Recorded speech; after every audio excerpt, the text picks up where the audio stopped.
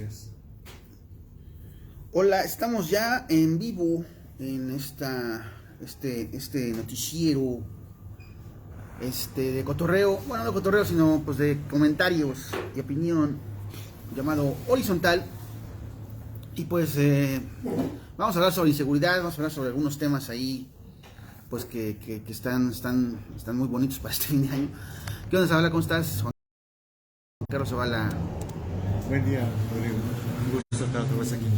¿Cómo ves bueno, como iniciando el tema, bueno, tal vez algunas personas que nos están viendo vieron una transmisión que hicimos el sábado en la noche, como a las 6 de la tarde.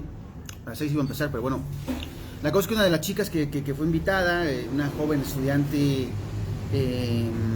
de la carrera de Ciencias Políticas, fue asaltada a la vuelta de aquí, de este lugar que fue Revueltas. Bueno, Eduardo Aragón le llamó a la policía. Bueno, la chica llegó muy asustada. Y bueno, llegó la policía y bueno, ella se fue en la patrulla para la llevaban al lugar donde la asaltaron, para como que describiera cómo fue y bueno, a lo mejor después ya no supimos bien qué pasó, si se fue a poner el acta o no. Pero el asunto es que es muy significativo esto, porque también en ese momento en el Facebook compartí un estado donde narraba esta situación. Y de inmediato empezaron a ver comentarios donde se decía que bueno, que esto no es la primera vez, tal vez no sea la última, efectivamente no será la última, que asaltan a una mujer, a una persona, bueno, específicamente una mujer, ¿no? En el centro histórico. Aquí está la publicación para que vayamos leyendo lo que también pusieron. Entre los comentarios, que fueron bastantes, alguien dice: están asaltando con pistola en el centro histórico. Igual asaltaron la semana pasada una chava como a medianoche en Tinoco Palacios, cerca de Café. Luego esta chica, creo que es la misma chica que menciona Antonio Vázquez en este comentario, me escribió y me escribió un inbox y me dijo que sí, que efectivamente fue asaltada y eran dos tipos con pistola, ¿no? En la madrugada también asaltaron a una chica que puso música en vinilo Feds en Jaratlaco, también le sacaron pistola. Y alguien comenta por ahí, son los mismos, un par bien vivo, los que asaltan en Jaratlaco por la madrugada. Su especialidad son los fines de semana, onda 2 o 3 de la mañana. Conocen el rumbo muy bien. Yo venía de Libres y me asaltaron igual en la madrugada. Es la primera vez que me pasa esto en Oaxaca, comenta Agustín Valdivieso. Solo este año me intentaron asaltar como 4 veces por ahí por la Cruz de Piedra, nos dice Carlos Villalobos. ¿Cómo que intentaron? O sea, ¿qué te corriste? ¿Cómo le hiciste, Carlitos, para librar 4 veces un asalto? Eso es algo que también deberías contarnos. Pero pues sí, ¿cómo ves esta onda, Zabala? O sea, creo que hay una... me dieron el teléfono aquí está el teléfono, me dieron un teléfono, o sea, traté pues para contactar a alguien de la autoridad, si no veían como aquí una especie de patrón, ¿no? Tipos con pistolas asaltan mujeres solas, a altas horas de la noche incluso, y ya ni a altas horas de la noche, porque le asalta a esta chica el sábado fue a las 6:15 de la tarde, ¿no? Traté de hablar con el regidor Ismael Gaitán, el regidor Ismael Gaitán, el regidor que tiene de seguridad pública del gobierno municipal, y pues nunca pude comunicarme con él. Pero bueno, ¿tú cómo ves este tema, Juan Carlos?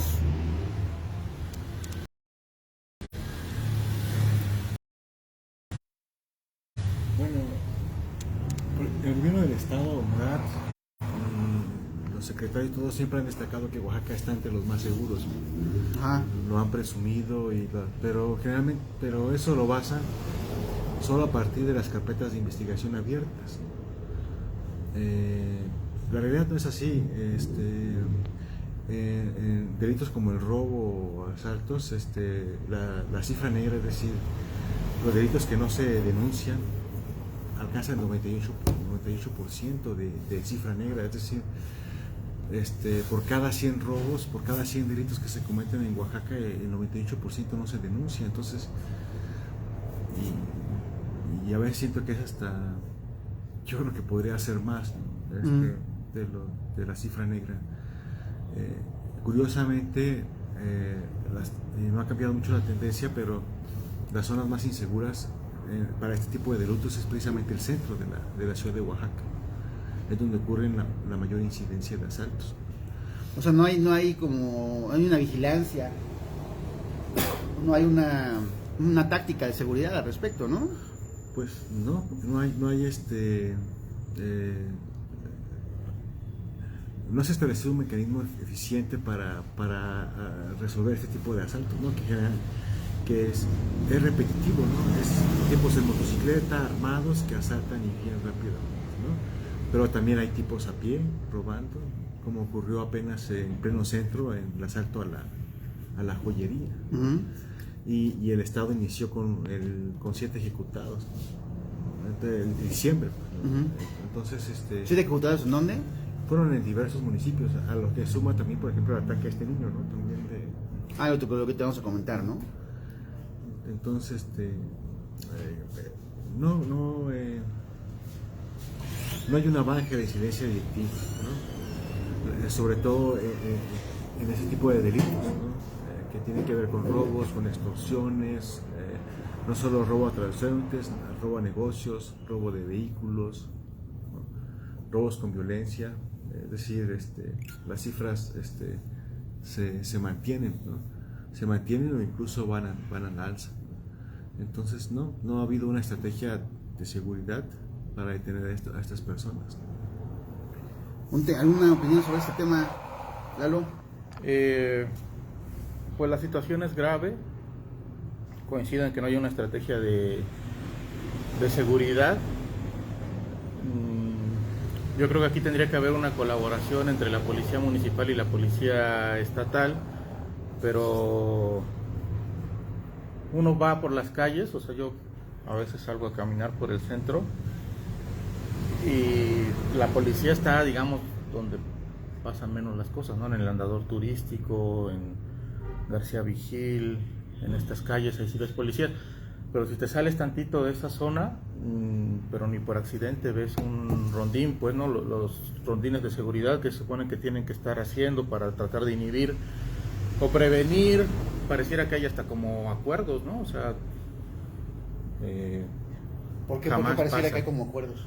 Porque si ya sabes que hay, o sea, si ya todos lo sabemos, yo creo que la policía debe tener algún área de inteligencia y debe de saber que hay zonas donde se está asaltando más, ¿no? El experimento que hiciste en tu Facebook es muy representativo, porque mucha gente coincidió en eso, ¿no? Es decir, ya hasta, incluso si nosotros hacemos un experimento como ciudadanos y ponemos una cámara en las calles estas de Jalazlaco, vamos a ver varios asaltos. Yo creo que eso lo sabe la policía, o sea, está bien que sean incompetentes, pero no creo que sea para tanto. Entonces, eso deja mucho de pensar, de qué pensar, ¿no? Es decir, no es que sea una ciudad muy grande y que haya que cubrir mucho territorio, ¿no? Simplemente es que pareciera que no quieren cubrir esa parte de la ciudad, y nada más habría que quizás pedir cuáles son unos informes de cuáles son los recorridos que hacen las patrullas, cuántas patrullas tienen, ahora hay hasta motociclistas, y también ver cómo se distribuye el estado de fuerza, ¿no? Porque luego vemos al presidente municipal con 2 patrullas de escoltas, o sea, hay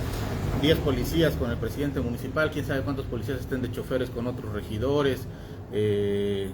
Hay que ver cómo se está ocupando el estado de fuerza, porque pues a mí de que cuiden al presidente municipal o a un regidor a que cuiden aquí la calle, prefiero que cuiden la calle, y no sé qué tanto importe eso, ¿no? Es decir, habría que revisar cómo está distribuido. Y por otra parte, la situación económica pues está haciendo que esto suceda con mayor frecuencia, sobre todo los delitos ordinarios, porque aquí tenemos 2 problemas. Tenemos el delito del fuero común, que es este asalto a mano armada, asalto a negocio, asalto a casa habitación, que yo creo que es consecuencia de una cuestión social, económica también. Y pues desgraciadamente aquí también ya tenemos delincuencia organizada, que eso es igual de grave, pero puede dañar más, ¿no? Porque podemos empezar a hablar de secuestros, podemos empezar a hablar de derecho de piso, que yo creo que ya lo hay, podemos empezar a hablar de otro tipo de mecanismos para quitarle a la ciudadanía el poco o mucho dinero que gana, y en el cual tampoco hay ninguna reacción por parte de las autoridades. Por el contrario, la policía, es muy representativo lo que decía alguien, ¿no? Estaban matando a una chica ahí en el Hábito y la policía estaba desalojando aquí a los compañeros de salud, pues, ¿no? Entonces también hay que ver para qué están utilizando la policía, y se juntan las dos cosas, se junta una crisis económica con una crisis de seguridad pública, y la cosa es que van a ir creciendo a la par, pues, ¿no? O sea, y luego si vamos más allá, vamos a ver también una crisis en el sistema judicial que también hay, porque a lo mejor los agarran un día y los sueltan al otro, ¿no? Entonces, es decir, es un círculo perfecto de incompetencia en todos los sentidos, y insisto, la situación económica no va a hacer otra cosa más que sacar a relucir más estas incompetencias. Pues sí, es un tema que además pues es un tema inmediato, pues, ¿no? Hasta ahorita aquí en este espacio ya hemos dado noticias o hemos comentado noticias pues, que tienen que ver con la esfera nacional, estatal, pero es un tema que pues, tenemos aquí a la vuelta, pues, ¿no? A la vuelta están asaltando con pistola. Respecto a esto, Carlos Villalobos nos hace toda una narración, nos dice: no tengo tan mala condición sobre lo que física. Y él dice: son los cholillos que antes estaban en Xochimilco. Aparte, cuando me quitaron las cosas fue enfrente del Oxxo, que está cerca del Vancomer del Zócalo. Afortunadamente solo se llevaron tarjetas e identificaciones. A la vuelta estaba uno de esos puestos de control de la policía municipal, pero me dijeron que no podían hacer nada, ya que no fue en flagrancia lo que les dije. Exacto, eso también. O sea, lo que también preocupa es que no solo tenemos a unas autoridades incompetentes, sino ausentes completamente, ¿no? A un gobierno municipal que pues que ya se va, pero que pues no se va en su incompetencia y además en su estupidez. Como lo ha dicho Eduardo Aragón, el Palacio Municipal está cerrado desde hace 6 meses, bueno, nada más de la pandemia, o sea, nunca lo han abierto, está cerrado, no hay informes, si vas ahí, el guardia te dice que no puede hacer nada, que solamente no puedes pasar. Tratas de ver si puedes pasar por el cuartel de policía que está al lado y que está unido al palacio, y tampoco los policías saben nada. Es decir, estamos como en una especie como de caja de resonancia de la estupidez en cuanto a las autoridades, ¿no? Porque vamos, no solo no están, sino que ni siquiera se interesan en estar. O sea, es lo que me preocupa en lo particular a mí de esta situación, que las autoridades ya ni siquiera dan acuse de recibido de lo que está pasando, pues, ¿no? Entonces, pues sí, también ante esto, pues lo que luego hoy viene, ante la falta y ausencia de autoridad, lo que luego viene es la organización de la gente, ¿no? Creo que ayer o antier, como, bueno, eso sucede cada cuando, agarraron a alguien que lo acusaron de ratero, que quería robar y lo botaron a un poste. En ese sentido, pues sí, hay que estar atentos a esto. Es una situación muy complicada que vayas caminando tranquilamente por la calle y que de repente saquen una fusca y te quiten todo lo que tienes. Bueno, en este caso el celular, ¿no? Y lo peor es que puede llegar hasta la vida. O sea, cuando maten a alguien, o a una mujer, un hombre, puede llegar a pasar, porque estos niveles de impunidad, pues eso es a lo que finalmente desembocan, pues, ¿no? O sea, si no hay nada que pare esto, que por lo menos ponga en apuros a los asaltantes, pues el asesinato es algo que puede pasar en cualquier momento. Entonces, pues estamos como ante la crónica de un desastre que ya está pasando y de un desastre anunciado, pues, ¿no? También otra cuestión es que, bueno, también esta inseguridad, porque específicamente ha sido también mucho en el barrio de Jalatlaco. Como sabemos, ya es un barrio que en estos momentos está con un cariz gentrificador pues muy muy fuerte, ¿no? Las rentas han trepado hasta niveles, ya lo hemos dicho acá, 20,000 pesos, donde antes pagabas 4. Hay muchos, bueno, extranjeros, ¿no? Hay muchos negocios así como pues caros, ¿no? Con productos que van de los 150 pesos para arriba. Y ante esto, pues hay gente rondando con pistolas para asaltar a esta bonanza, a esta gentrificación. Y luego, pues, ya haciéndole, pues aquí sí ya a un asunto, pues ya como, no futurista, pero sí como previendo qué cosas pueden pasar. Lo que viene después, cuando empiezan a asaltar, porque además también aquí hablan de que, en ese estado que puse, de que asaltaron a 3 colombianos, ¿no? 3 colombianos, bueno, es un chiste, no es un chiste, o sea, es algo que pasó, ¿no? Gente que estaba también en el centro, a 2 cuadras de Santo Domingo, y tampoco pasó nada, ¿no? Y en Santo Domingo, pues hay ya un módulo de la fiscalía que tampoco no se sabe bien para qué está ahí, porque básicamente, pues sí, o sea, el gobierno del estado vende el andador turístico como un lugar ahorita hermoso, precioso, turístico, como pocos en el país, ¿no? Un lugar turístico como pocos en el país, lleno de colores y de todo eso. Y a la vuelta te sacan la pistola y te asaltan. Y no hay ningún tipo de protección sobre eso, ¿no? Entonces, pues sí está, veremos hasta dónde va escalando esto y de qué forma parte también esto.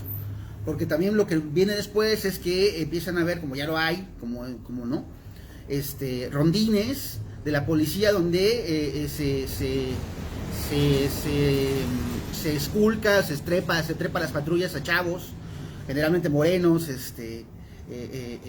a los que acaban culpando o no culpando o siendo como los chivos expiatorios de estas cruzadas de seguridad que se le exige a la autoridad, ¿me explico? O sea, nos metemos o nos estamos metiendo en un círculo de estupidez del que a ver cómo salimos y de que a ver a dónde nos conduce también, ¿no? En fin, ¿tú cómo ves el tema, Zavala? ¿Crees que es un asunto aislado o hay una cuestión yo ahí yo creo que sí coincidiría con algo que es un asunto ya estructural. Uh-huh. Por un lado, lo que menciona, la deficiencia en la actuación de las policías, ¿no? Para atender este tipo de hechos, ¿no? Es decir, y por varias razones. Una, porque tampoco ya les gusta arriesgarse por los salarios que reciben. Dos, no saben qué mecanismos implementar para atender una denuncia, ¿no? Eso de que no lo agarraron en flagrancia o algo es, no sé, es un pretexto para mí. Eso por un lado. Lo segundo es a la hora de denunciar, cuando te atreves por fin a denunciar, toda la burocracia que hay detrás de eso. Y luego, si le añades que el asalto o el robo no es un delito grave, porque la persona puede salir, no medita prisión, por ejemplo, ni prisión preventiva ni nada, pues eso les garantiza todavía mayor impunidad a este tipo de delitos, ¿no? Entiendo bien el sistema garantista, entiendo bien lo que algunas organizaciones defienden, pero pues en realidad eso les da carta abierta, ¿no? De que asalten, los metan a la cárcel, cuando atrapas a uno lo metan a la cárcel y salgan de manera inmediata. Uh-huh. Entonces, también eso pues pega a la ciudadanía para dejar de denunciar, por un lado.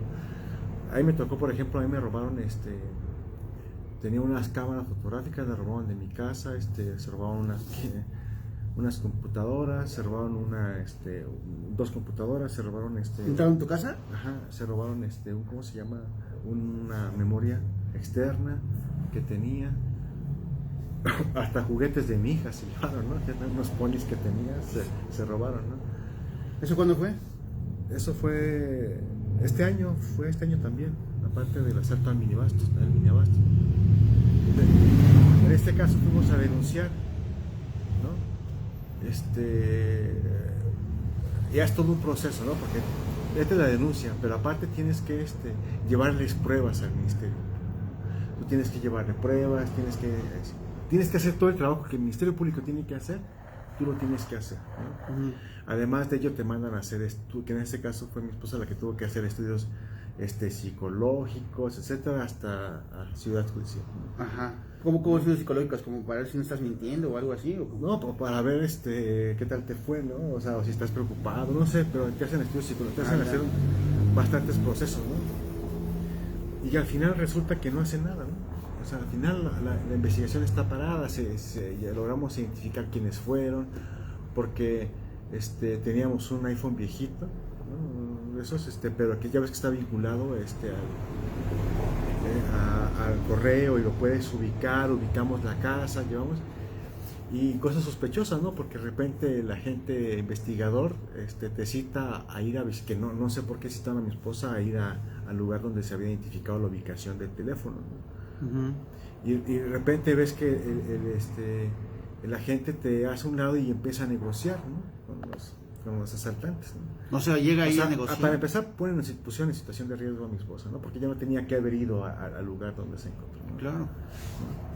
Y luego ves que el agente del Ministerio Público está negociando, entonces vas y luego no hay avances, ¿no? No hay avances porque las personas que identificaron como las presuntas asaltantes, que el Ministerio Público no las puede notificar para que vayan a comparecer, ¿no?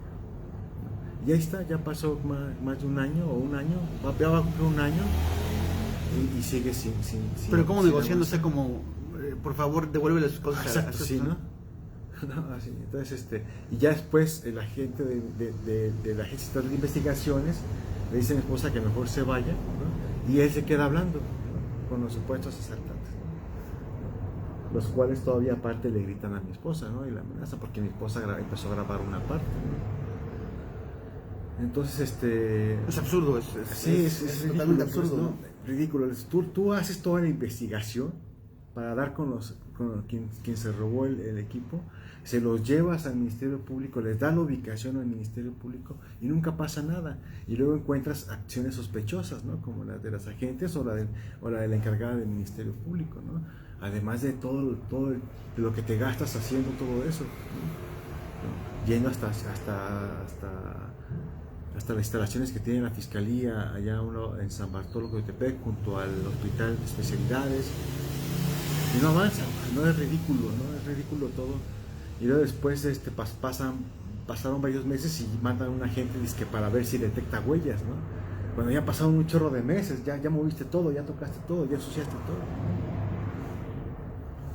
Entonces, no, o sea, es pura simulación también, ¿no? Y eso estoy hablando de un asalto común en el que nosotros logramos de dar con los que no la autoridad, sino nosotros como ciudadanos dimos con quienes nos robaron las cosas, ¿no? Entonces, y no avanza, ahí sigue detenido, ¿no? Y luego resulta que es familiar del que robó el asalto, es familiar de Misgueiro, ¿no? Del abogado que porque supone que es adicto a las drogas y es familiar de Misgueiro, el superabogado del PRI, ¿no? Entonces ya te empieza a dudar si hay vínculos ahí, pues, ¿no? Que el Ministerio Público a través de esta pararon continuara la investigación o que se detuviera porque tiene vínculos con el abogado del PRI, ¿no? Que además fue presidente de la barra oaxaqueña de abogados, ¿no? Misgueiro, no sé si te acuerdas de su nombre. No me acuerdo, no, pero sí es muy famoso, me fue. ¿No? Entonces, pues ya te empiezas a decepcionar, ¿no? Y te entra una frustración terrible.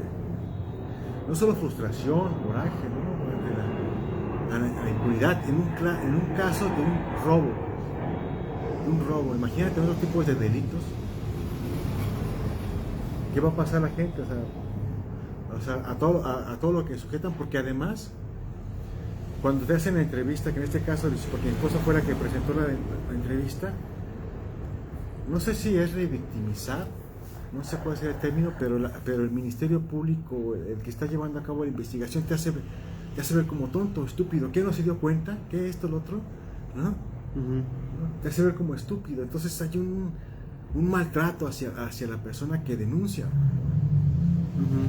Que hacía sentir, por ejemplo, a mi esposa y a mí, pues cada vez más frustrados. Pues. Sí, como nos dimos cuenta, ¿no? O sea, somos estúpidos, ¿no? Porque el Ministerio Público nos hizo ver estúpidos que por estúpidos nos asaltaron, ¿no? Entonces, está cabrón, ¿no? Está cabrón, pero te digo, desde las policías municipales que no tienen preparación, que a veces no sé si por sus condiciones laborales deciden no actuar, ¿no? O poner pretextos para no hacerlo, y luego todavía el camino tortuoso de la denuncia. Y más aparte el sistema garantista que establece este tipo de delitos como no graves. Entonces, está terrible la situación en materia de seguridad. Entonces, yo insisto, Oaxaca no es un estado seguro, es mentira. La vez pasada daba una cifra, es decir, cuánto gastó solo el año pasado, en el 2020, la gente en seguridad, ¿no? O cuánto costó el delito. más de 5,000 millones de pesos, que es superior a lo que el gobierno estatal invirtió en obra pública. Nada más comparemos lo que, no solo la afectación patrimonial y de su integridad, sino lo que tiene que gastar la gente para tener mayores garantías de seguridad. Pues sí, también la ley pues no hace nada, ¿no, Lalo? Está como diseñada para no hacer nada. Pues Sí, pero, o sea, principalmente es un problema de recurso humano, pues, ¿no? O sea, como dice Juan Carlos. Y lo triste es que no es exclusivo de Oaxaca, pues, ¿no? O sea, las fiscalías no funcionan en ningún lado. Bueno, no quisiera generalizar, pero yo no he oído prácticas exitosas en ninguna fiscalía, pues, ¿no? Y por eso la gente no denuncia, pero creo que aquí habría que decir algo importante, ¿no? O sea, creo que la denuncia, más allá de que se convierta en un instrumento de justicia, se tiene que convertir en un instrumento de presión social. Porque la denuncia, ¿para qué le va a servir al ciudadano? Nada más para la estadística. Pero creo que la estadística es importante porque a partir de la estadística es donde se empieza a presionar mediáticamente al gobierno en el sentido de tienes este incremento en asaltos a casa habitación, tienes y solamente así políticamente responde, porque ni siquiera responden los hechos, pues no, o sea, responde políticamente y dice sí, ya vamos a hacer, se echa cualquier discurso retórico, pero la ciudadanía sí tendría que ver la denuncia, porque todos lo vemos igual, ¿no? O sea, tristemente a mí también entraron a robar en la Ciudad de México. Cuando yo vivía ahí, entraron a robar una vez al departamento. Es más o menos el mismo viacrucis.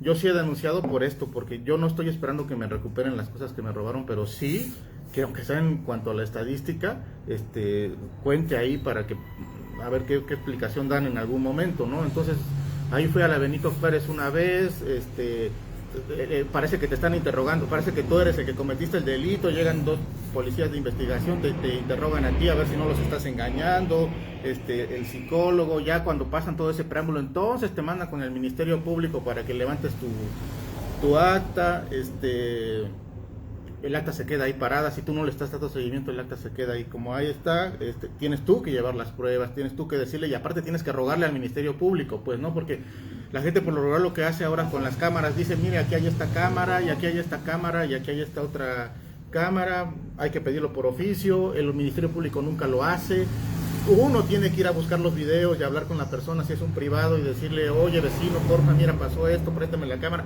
todavía uno lo integra a la carpeta de investigación, y luego el Ministerio Público ni siquiera lo valora, ni siquiera lo adjunta. Tienes que llevar hojas, plumas, porque no tienen, O sea, es un desastre. Tienes que llevar hojas, no tengo hojas. Pues, porque por derecho tienen una carpeta, una copia, ¿no? De la investigación, ¿no? Pero sí, no tengo copias. copias, ahí va, tienes que llevar copias, ¿no? Para que te puedan dar tu copia de las denuncias. No, es terrible. esta escalada de violencia también, el asesinato del niño, ¿no? ¿Dónde fue? En Sautla, ¿no? Sautla, un niño de 3 años. De 3 años, ¿no? Una pareja que, bueno, más bien se les emparejaron, ¿no? Iban a cenar y les dispararon, ¿no? Y muere el niño, ¿no? Es terrible y además, bueno, pues es un niño y todo parece que los supuestos asesinos se equivocaron, ¿no? ¿No? Se equivocaron de vehículo, ¿no? Iba a hacer una ejecución y se equivocan y atacan a una familia, ¿no? Y matan a un niño. Te digo, no sé qué. Tú fuiste el que pusiste el que ojalá viviéramos en el de los informes, en el mundo de los informes. No sé. ¿Por qué? El mundo de los informes. Pues porque en los informes todo es bonito, ¿no? Sí, claro. En los informes de gobierno todo es bonito, ¿no? Pues en realidad, la realidad indica que no. La realidad indica que no. Entonces, sí, bueno, y si tomamos en cuenta que el secretario de Seguridad Pública pues no duró mucho en su puesto porque pues lo que quería realmente era agarrar hueso para los próximos años y ya se metió de precandidato, pues nos damos cuenta de que la cosa está pues no claro, solo complicada, sino también son utilizadas para la proyección política, no tanto porque quieran abatir el crimen o algo así. Ajá. Sino todo carga en las dependencias públicas son sus oportunidades de plataforma para promocionar su imagen, ¿no? Eso es lo que se ha visto, es lo que se ve, ¿no? Y ahora ya hasta te toman fotos corriendo, desayunando, o cuando están como si eso fuera realmente gobernar o administrar bien la dependencia en la que está, ¿no?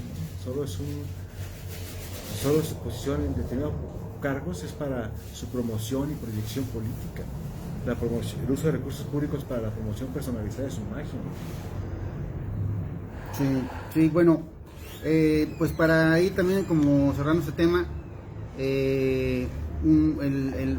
otra persona que fue asaltada el fin de semana en Oaxaca, Alberto Aquino Ramírez, dice: ayer me tocó ser víctima de la delincuencia, me robaron mi cámara Canon T6i con lente 50 milímetros, con lente 50 milímetros, y un Cine Lens Roll Canon 12 milímetros para Sony. Amigos de Oaxaca, por si se los ofrecen, tiren el pitazo.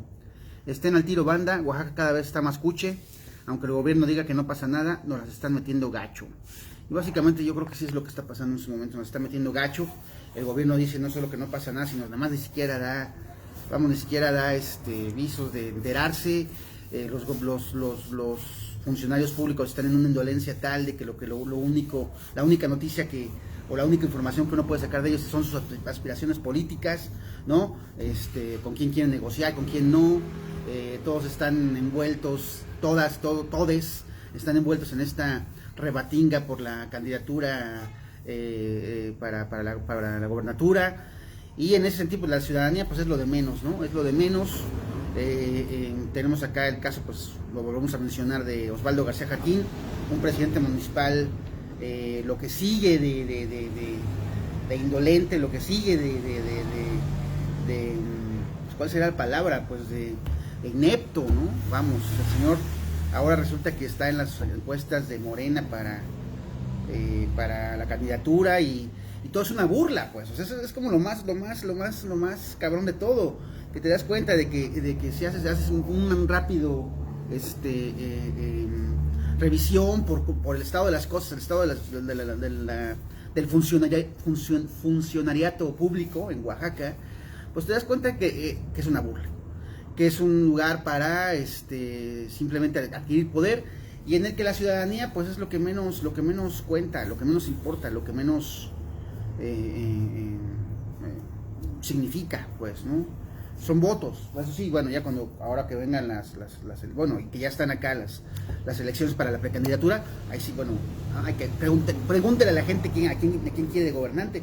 Ojalá algún día la gente dijera que no quiera a nadie de gobernante, que no quiera ningún gobernante, que simplemente no va a hacer nada por ellos, ni se va a preocupar por ellos, y al contrario, solamente pues los va a agarrar como plataforma de sus aspiraciones personales, que de eso trata la política.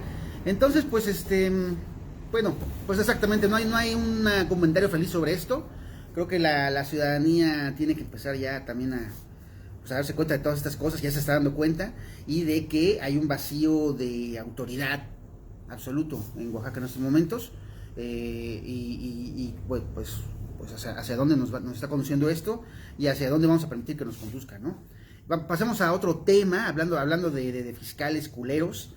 Pues está el señor Alejandro Gers Manero, pues que ya le sacaron un periodicazo de aquellos, y que además pues a lo mejor ni le hace cosquillas, porque el señor Gers como que hace lo que quiere y no le da cuenta a nadie, es así como muy independiente. Y bueno, ya le sacaron una información de que pues se ha comprado la friolera, ¿cuánto? ¿109 millones? Sí, 109 millones de pesos en autos de lujo, ¿no? Bueno, es lo que 109 millones de pesos en autos de lujo del fiscal general del país. Sí. ¿Qué pedo? ¿Cómo es esto? Bueno, la universidad creo que tiene acceso a una carpeta de investigación de la Unidad de Inteligencia Financiera. En esa investigación de la Unidad de Inteligencia Financiera reporta que en solo un año gastó más de 109 millones de pesos, ¿no? en autos de lujo, que Mercedes-Benz, la mayoría, y un Rolls-Royce, es lo que menciona, y que además estas compras se hicieron a través de transferencias. Ahora sabemos por qué Santiago Nieto y Alejandro Gers nunca se llevaron, ¿no? También porque ahora en Reforma también sale lo de Santiago Nieto, y una denuncia precisamente presentada ante la Fiscalía General de la República, ¿no? Entonces no sé si fue una guerra política, fue una filtración mutua, ¿no? Es probable. Pues lo de Santiago Nieto, ¿cómo está? Pues Santiago Nieto adquiere propiedades también en 26 meses, ¿no? 3 propiedades y un auto, por valor en total de 40 millones de pesos. 40 millones de pesos. 40 millones de pesos. Pero ella salió a decir que no es, o sea, que sí, pues, pero que no hay O sea, nada reconoce maravilla. que sí las compró, pero que está endeudado, no que fue pago en efectivo, sino que las compró junto con su esposa, que también es consejera del Instituto Nacional Electoral. La pregunta, bueno, el principal cuestionamiento en las redes en torno a esta noticia de Santiago Nieto es si realmente su salario da para endeudarse, para que te den créditos por estos tipos de propiedades, ¿no? Un departamento en Santa Fe, una casa en la Ciudad de México y otra en Querétaro, ¿no? Creo que son las 3 casas y además un auto, ¿no? Y eso aparejado con su bola en Guatemala, ¿no? Que fue lo que finalmente hizo que tuviera que renunciar. Y además lo de Gers Manero, que además sus carros fueron a través de movimientos y depósitos a otros países, ¿no? Como Estados Unidos, ¿no? Entonces, pues sí, son por un lado la investigación de la Unidad de Inteligencia Financiera sobre la riqueza de Gers Manero, el fiscal de la General de la República, y otra, una denuncia contra Santiago Nieto ante la Fiscalía General de la República por la adquisición de 3 propiedades por valor de 40 millones de pesos, que sí golpean la credibilidad de la 4 Transformación de combate a la corrupción, golpean ahí directamente, ¿no? ¿Cómo ves de estos funcionarios? Pues primero Santiago Nieto, que bueno, que era el titular de la UIF, de la Unidad de Inteligencia Financiera, que resulta pues que se gasta aquí 40 millones de pesos en propiedades a crédito, ¿no? De 20 años, dice. Y el señor fiscal, pues que resulta que es muy adepto a los autos de lujo, pues, ¿no? De superlujo. Y se echa 100 millones de pesos en eso. ¿Cómo ves? Es importante que salga esta información a la luz para empezar, es lo primero que yo podría decir. Aunque tengo mis reservas con el Reforma y siempre las he tenido, a mí me parece que no es una fuente que tengamos que agarrar únicamente, pues, ¿no? O sea, sí hay que leer el Reforma, pero hay que compararlo con otras fuentes. Pero creo que sí es importante porque independientemente, digamos, de que pueda pagar a 20 años todo esto, creo que parte de este movimiento de la Cuarta Transformación también va un poco por la cuestión de la austeridad, ¿no? Y de vivir en la medianía. Entonces, cuando tú te vas a casar a Guatemala y quizás a 20 años compras un departamento en Estados Unidos, compras un departamento en la mejor zona de la zona metropolitana del país, parece que no entiendes cuál es la situación, ¿no? O sea, no entiendes la situación del país, no entiendes cuál es el mensaje que viene desde la Presidencia de la República, y tarde o temprano vas a caer, porque cuando uno se acostumbra al dinero y a la acumulación y a los lujos, tarde o temprano va a caer en cuestiones de dudosa pues de dudosa legalidad, por decirlo de alguna manera diplomática, ¿no? Es decir, a mí creo que lo peor que le pudo haber pasado a Santiago Nieto es casarse con Carla Humphrey, no porque la consejera sea corrupta o sea mala, ¿no? Simplemente porque son ideológicamente muy distintos, ¿no? Es decir, Carla Humphrey es una persona que sí está más acostumbrada al privilegio, a la acumulación, al reconocimiento de las élites sociales, ¿no? Entonces, a este tipo de cosas que no van con un gobierno que se supone que en el discurso está tratando de decir que primero los pobres y que la austeridad y que nunca más un gobierno rico con el pueblo pobre. Es decir, ahí se rompe completamente el discurso, independientemente de que lo pueda pagar o no lo pueda pagar, que también hay que investigarlo, pues, ¿no? O sea, le da a Santiago Nieto junto con el salario de Carla Humphrey para pagar estos billonarios lujos en 20 años, a lo mejor les da, ¿y qué van a comer? O sea, porque aparte tienen sus gastos, tienen una vida medianamente de lujo, pues, no, y aparte está desempleado ahora Santiago Nieto, pues, ¿no? Es decir, entonces todo esto tenemos que ir a fondo, pero en lo que ellos acreditan que sí lo pueden pagar, porque yo creo que en honor a la justicia y a la dignidad tendrían que aclarar cómo van a pagar toda esta situación. Tendríamos que hacer esa crítica enfocada a eso, pues, ¿no? Es decir, yo solo voy a parafrasear a López Obrador: nunca más un gobierno rico con pueblo pobre. Aquí estamos yendo en contra de ese discurso totalmente, pues, ¿no? Y eso creo que no va, pues, ¿no? O sea, no va con el cambio que el pueblo está pidiendo. y si aparte tenemos otras excepciones, pues es peor. En cuanto al caso del fiscal, a mí me parece más grave todavía, pues no, más grave porque me parece que yo a Santiago Nieto le daría el beneficio de la duda. No, esto no quiere decir que lo estés culpando, el beneficio. Sí lo reconoció, ¿no? Ya dijo que sí es verdad la información. Sí, exactamente. Pero el caso del fiscal a mí me parece que es más grave y me parece que ahí sí hay un tema de corrupción muy grande que tarde o temprano va a explotar. A esta denuncia de los 109 millones de pesos en vehículos de lujo se suma ya de una manera muy autoritaria. Gertz Manero se metió en un litigio familiar en contra de la familia de la pareja de su hermano que falleció hace un tiempo. Y a raíz de este litigio familiar se han dado a la luz una serie de cosas, ¿no? La familia, porque ahora está detenida una hija de esta familia, que viene siendo como sobrina política de Gertz Manero, más o menos algo así. A raíz de esto... Buenas tardes. Oye, ¿dónde queda esta librería? Aquí a la vuelta está la librería, aquí no es, de la esquina a la derecha 20 metros. Sí, sí, de nada. A raíz de esto sale esto, y uno de los principales argumentos es que dicen que el difunto hermano de Gertz Manero era prestanombres de Gertz Manero, y que hay una cuenta en el extranjero de... No quiero decir la cifra exacta, pero es algo que no se ganaría en el ejercicio de la función pública de Gertz Manero. Habría que ver la nota. Aristegui le está dando un seguimiento, o le estaba dando un seguimiento muy puntual a esta nota, porque le estaba dando voz, lo que nadie ha hecho, a los familiares de la señora que está ahorita presa. Entonces ahí vas juntando una serie de datos que te dan a entender que el fiscal, independientemente de que no está haciendo su chamba, que eso es otra cosa, pues hay rasgos de que probablemente esté metido en corrupción, y que yo creo que sí las investigaciones tendrían que irse más allá, ¿no? Porque estamos juntando varias cosas, no es que de repente además salimos de estar implicado en la guerra sucia, ¿no? Esta guerra sucia de los 70s, 80s. No, tiene un pasado que habría que revisarse, ¿no? O sea, y habría que pensar esa pregunta que mucha gente se lo hace al interior del movimiento de la 4T, nada más que no lo dice porque sí hay un mesianazgo ahí, ¿no? Pero ¿por qué López Obrador escogió a Gertz Manero como fiscal? Porque eso de que el Senado lo nombró, no. O sea, allí hubo una línea y era el gallo de López Obrador, y el Senado nada más ratificó una decisión que vino desde la presidencia. La cosa es, no había mejores perfiles, no había un perfil que profesional y éticamente se acomodara más con la propuesta del presidente. Entonces es otra pregunta que hasta la fecha no lo toca, pues, ¿no? O sea, la fiscalía va aparte, y con eso se lava las manos, y con eso no da ninguna justificación de nada, pues, ¿no? Entonces ahí yo creo que sí hay que ahondar más en eso, yo creo que sí hay que presionar, porque yo creo que Gertz Manero tendría que dejar la fiscalía, independientemente de que acrediten inmediatamente o no estos actos de corrupción. Gertz Manero no tiene por qué estar ahí, y eso es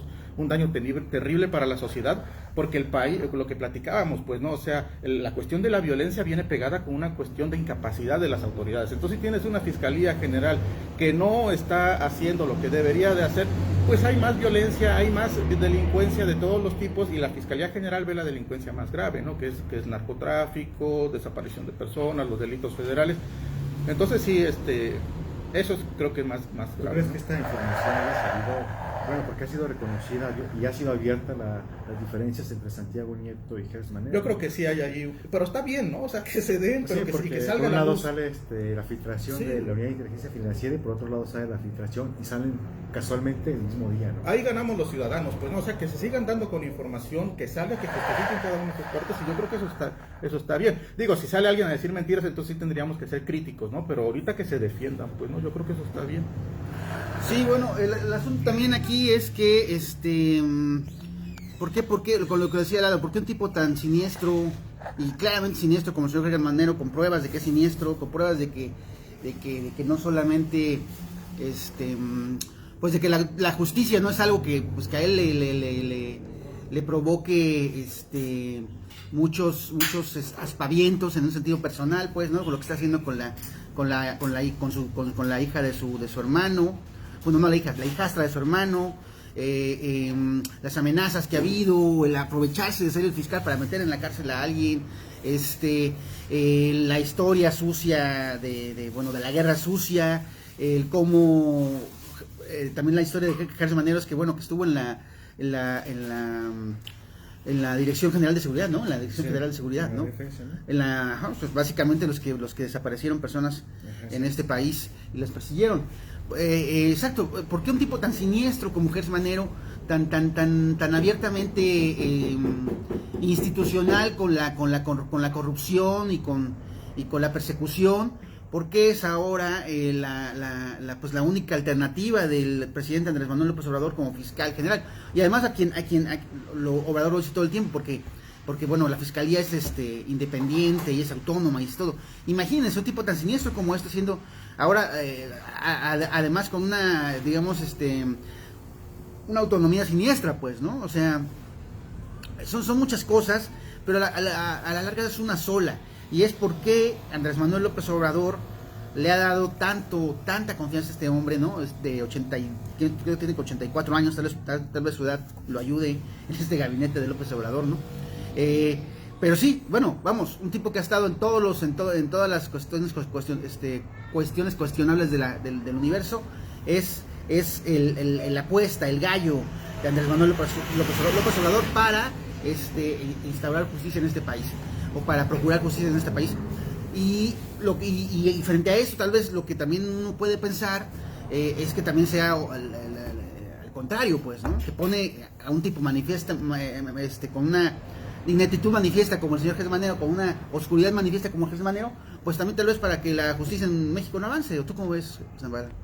Sí, puede ser también eso, ¿no? Una estrategia para alguien con experiencia Para no hacer nada. No, pero también para... Acuérdate que Gers Manero fue bueno, así lo han señalado historiadores, que fue el coordinador de la Operación Cóndor, ¿te acuerdas? Que conjunto con la CIA, supuestamente para el combate al narcotráfico en la década de los 70, pero que en realidad esta fue una estrategia de guerra sucia contra los movimientos guerrilleros, ¿no? Y de ahí se le vincula precisamente con la desaparición de personas, con la tortura, con el asesinato, ¿no? de varias personas a partir de esta coordinación de la Operación Cóndor junto con el gobierno de Estados Unidos y precisamente en estados como Guerrero, entre otros, ¿no? Y digamos a lo mejor ¿Por qué la cuarta transformación le apuesta a un tipo tan oscuro? pues no ¿Por sé su si experiencia? ¿Por qué? No sé, o sea, es una buena pregunta. ¿Por qué lo tienen ahí? Pues porque obviamente eso de López Obrador lo que dice se ha argumentado o se ha excusado en este asunto de la autonomía, ¿no? Pero en realidad ningún organismo autónomo es autónomo, porque las personas se llegan a esos son producto de negociaciones políticas o acuerdos políticos, particularmente de quien interesa al ejecutivo que esté ahí, ¿no? Y eso continúa replicándose en el gobierno de López Obrador. El ejecutivo pone al fiscal, el ejecutivo pone a los del INAI, el ejecutivo pone a los magistrados, el ejecutivo pone son sus propuestas, porque además así de alguna u otra forma está establecido en la Constitución, ¿no? Y no sé si pensando mal, a lo mejor alguien con experiencia para contener a cualquier movimiento disidente, ¿no? Como ya lo hizo, como hizo en la guerrilla de los 70s, cuando Gers Manero estuvo a cargo de la Operación Cóndor, ¿no? No sé, pero eso es pensando súper mal, ¿no? A lo mejor son amigos, hicieron amigos. No, de que son amigos, porque si no, no se entiende que alguien así pueda seguir ahí, y que además siempre que hay señalamientos en contra de Gers Manero, pues la reacción del presidente es respaldarlo, ¿no? Y hablar de la autonomía de la fiscalía, y es más, ni siquiera contestar los cuestionamientos. Yo no he visto que haya dicho nada todavía el presidente, bueno, aunque solo hayan preguntado en la mañanera sobre la actitud de Gers Manero, pues de entambar a la hijastra de su hermano para recuperar el dinero que su hermano le había lavado, ¿no? O las propiedades que su hermano le había lavado. Entonces, pues sí, es que es bastante... ¿Cuál sería la palabra, Lalo? Preocupante que Gers Manero esté ahí. ¿Cuál sería la...? Sí, preocupante lo mínimo, ¿no? O sea, es preocupante, pero aparte creo que sí requiere ya una acción desde la ciudadanía para revisar más de cerca ese trabajo. Yo dejaba esta pregunta de por qué lo nombraron, y la verdad es que pues sí nadie tiene esa información, ¿no? O sea, solamente Son los que especulaciones. no lo van a decir. Entonces nos dan chance de especular, pues, ¿no? O sea, porque ante tanta oscuridad respecto de esto, y mi especulación iría más hacia que fue una negociación política, ¿no? Es decir, Gertz Manero era el menos malo de una serie de candidatos que hubo y que no le pareció tan mal a la posición, porque recordamos que en ese momento, cuando surge este primer fiscal autónomo, por decirlo de alguna manera, bueno, había renunciado Cervantes, creo, no había renunciado, hay ahí una historia, ¿no? La cosa es que la idea original era que el fiscal, para garantizar su autonomía, no cambiaran el procedimiento de nombramiento del fiscal, precisamente para tratar de evitar muchas de estas cosas. Porque se nos surge propuesta del Ejecutivo. Exactamente, y la idea original era que ya no surgiera, había un cambio ahí que habría que recordar cómo estaba, pero ya no era la terna del Ejecutivo, sino que creo que tenía que pasar por organizaciones sociales que tampoco garantizan nada, algunas, y habría que pasar por un escrutinio un poco más público, un poco más ciudadano, ¿no? Por principales actores. Entonces yo creo que todo ese contexto de ese momento en el cuando Gertz Manero es nombrado es el que tiene que ver un poco en eso, dentro de mi especulación, obviamente. Eso no justifica que Gertz Manero es un cáncer, pues, o sea, eso no justifica que López Obrador tendría que aceptar que se equivocó. Hay tantas cosas que se deciden sin que nosotros tengamos toda la información para poder saber qué es lo que está pasando, y el nombramiento de Gertz Manero es una de esas cosas que se decidieron así, ¿no? Hablando del ejército, es otro tema que hay tanta oscuridad que es siniestro, pues, ¿no? O sea, preocupante y siniestro, qué es lo que pasa ahí, y que lo que sí confirma es que sigue habiendo una complicidad entre las élites políticas, pues, ¿no? Como quiera, nosotros como ciudadanos seguimos quedando al último. Y lo último, lamentablemente, pues sí, es escandaloso, ¿no? Porque finalmente era el super el súper honesto, el super titular pero además titular de una unidad encargada de vigilar ese tipo de compras, ¿no? Ese tipo de movimientos y de riqueza, ¿no? Que se puede lícita o ilícita, pero pues investigaba esos movimientos, que además en su boda estuvieron invitados gente supuestamente investigada por la unidad de inteligencia financiera, ¿no? Por lavado de dinero, ¿no? Eso. Y aparte, gente que es parte de la mafia del poder, pero utilizando los mismos términos de López Obrador. Utilizando los mismos términos, exacto, ¿no? Entonces, pues sí, a lo mejor sí es lícita, pero causa escándalo, porque precisamente era uno de los baluartes de la 4T. Rompe con esta cuestión moral que tanto enfatiza López Obrador, ¿no? Sí. También, ¿no? Pues Sí, en el combate y eso de la austeridad republicana también es cierto, es decir, pues rompe con este discurso. Por eso es que estas dos noticias que salen hoy en Universal y en Reforma, pues sí es un golpe directo a la credibilidad de la Cuarta Transformación. pero pues, ¿qué le puede hacer al presidente si sigue siendo bien popular? Bueno, es que él está blindado, ¿no? Como decía Gatell, que tiene una cualidad moral que lo protege. Sí, tiene una defensa moral. Pero quizás yo no lo vería así como qué le puede hacer al presidente, ¿no? O sea, yo creo que la crítica es buena para ver si logra modificar algo, pues, ¿no? Pero o el presidente no acepta críticas, Lalo, sí. no Pero los es como acepta alguien, alguien que... no los acepta lo público, pues, ¿no? Es decir, efectivamente él tiene una cuestión de que no oigo, no veo, y solamente yo tengo la razón y la verdad. Pero yo creo que al interior sí hay un ejercicio, espero que haya un análisis y un ejercicio para tratar de que esto no siga incrementando. Pues entonces yo creo que la crítica tiene que seguir, independientemente de que los índices de popularidad suban. Pero yo creo que los índices de popularidad suben por una carencia de oposición y por una carencia de otras figuras públicas y por un hartazgo que tenemos de ciertas cosas. Entonces, digamos, tarde o temprano, al interior yo creo, al menos mi objetivo de hacer este tipo de críticas es que en algún momento haya una reflexión al interior de esta nueva propuesta de gobierno y que aunque sea sin aceptar, el gobierno empiece a rectificar sobre ciertas cosas, ¿no? O sea, platicábamos antes de entrar al aire y decir a lo mejor López Obrador ya sabía algo de que se le venía con esto y a lo mejor por eso lo separa antes con a lo mejor. Entonces a lo mejor la crítica sí puede hacer algo al interior, ¿no? Y yo creo que en especial no soltar el tema de lo que está haciendo Gertz Manero también en algún momento puede ayudar a que algo suceda, ¿no? Algo pueda pasar, pero sí, creo que hay que separarlo un poco. Además de que no se ha establecido un vínculo, o sea, un vínculo sólido, de que López Obrador esté relacionado con esos presuntos actos de corrupción, Sí. como sí lo hubo en el caso de Enrique Peña Nieto, por ejemplo, De en el acuerdo. caso de la Casa Blanca, que suena completamente a un soborno, ¿no? O a los sobornos de Odebrecht que van directamente hacia el equipo más cercano de Enrique Peña Nieto, ¿no? Como Videgaray por un lado, o Lozoya por el otro, ¿no?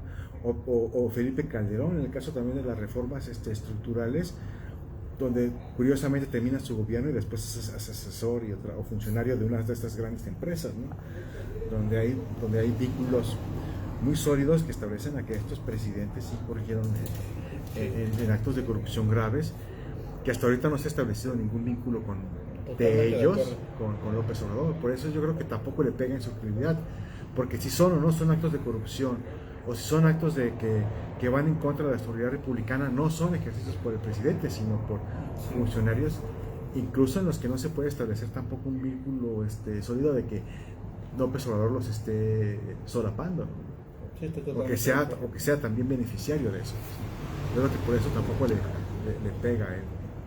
Pues sí, no le pega, pero lo que sí nos pega a todos es Gers Manero como fiscal, ¿no? En eso estamos de acuerdo. Antes de la pandemia, este señor propuso esta onda de desaparecer al feminicidio como un delito, ¿no? Desaparecer del Código No, y luego Penal. está lo de las víctimas, ¿no? O sea, hay otra cuestión con la ley de víctimas que no sé si se sigue revisando, de desaparecidos, que también está, o sea, sí hay una cuestión muy inhumana, por decirlo, en oposición a la garantía de los derechos humanos, en la operación legislativa que quiere, en la influencia que quiere tener Gers Manero en la promulgación de leyes y en las reformas, ¿no? Esta cuestión del feminicidio que fue empezando, que es algo gravísimo, y la cuestión, hay algo de las víctimas, que ahorita no lo traigo muy fresco, pero también tratan de hacer una modificación para dificultarles aún más a las víctimas de desaparecidos lograr empezar a tener resultados, para que haya más comodidad en la fiscalía, pero la comodidad en la fiscalía, que de por sí no sirve, implica más carga para las víctimas y más carga para las familiares de las víctimas de feminicidios, de desaparecidos. Entonces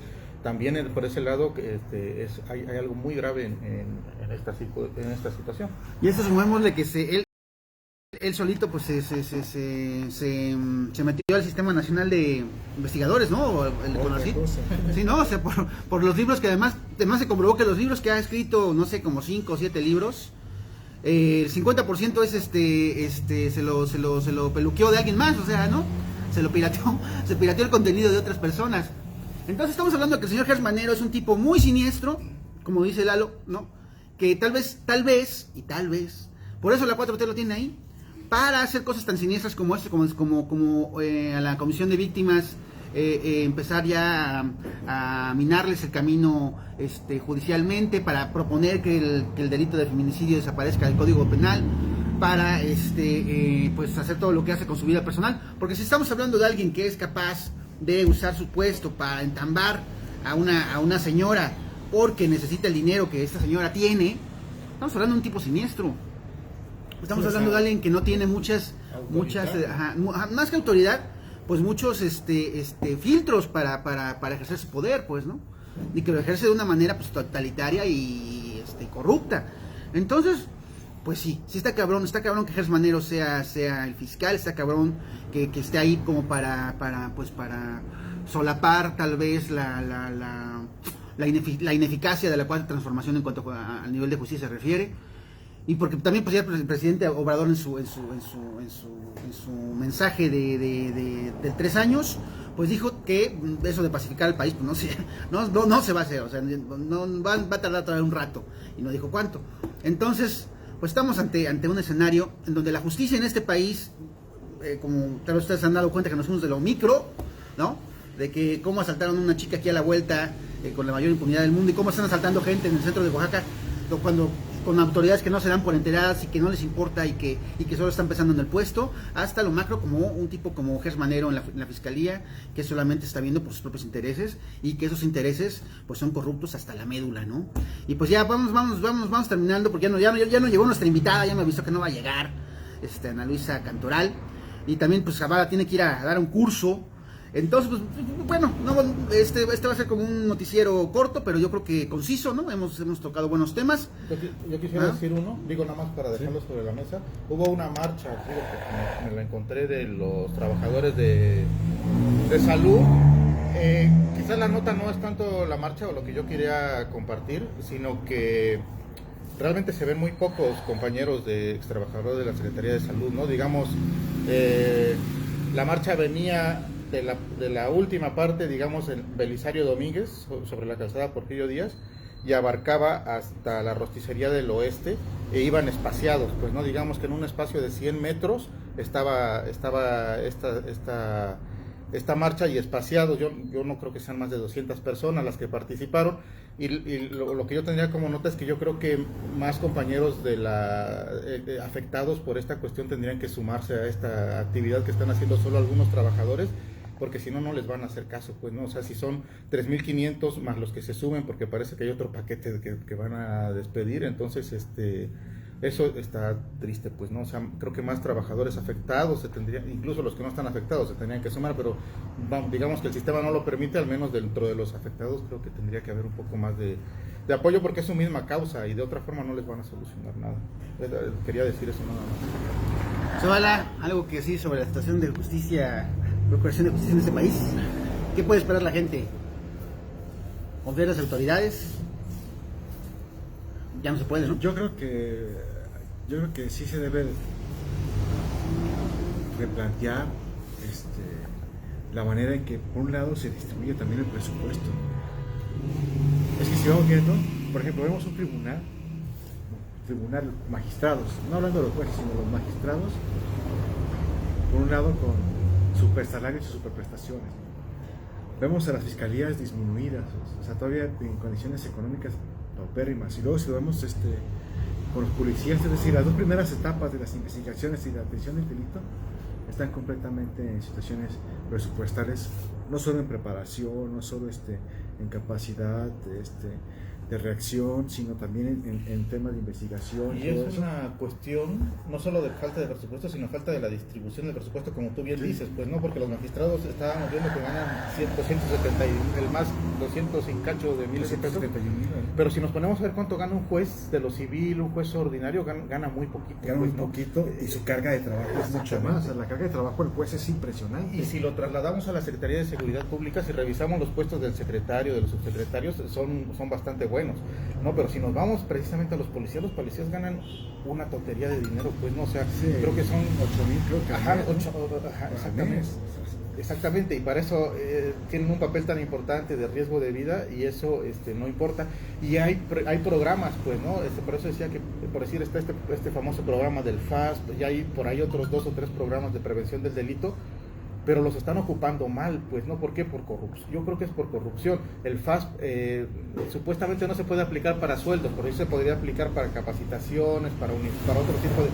Y lo ocupan para comprar patrullas, para comprar vehículos para personal administrativo y para hacer otras cosas que no van a la verdadera a la parte de la operación, pero sí tienes mucha razón en eso, perdón por la interrupción. No, sí, está bien. Y es que, por ejemplo, Vera Salinas se gasta...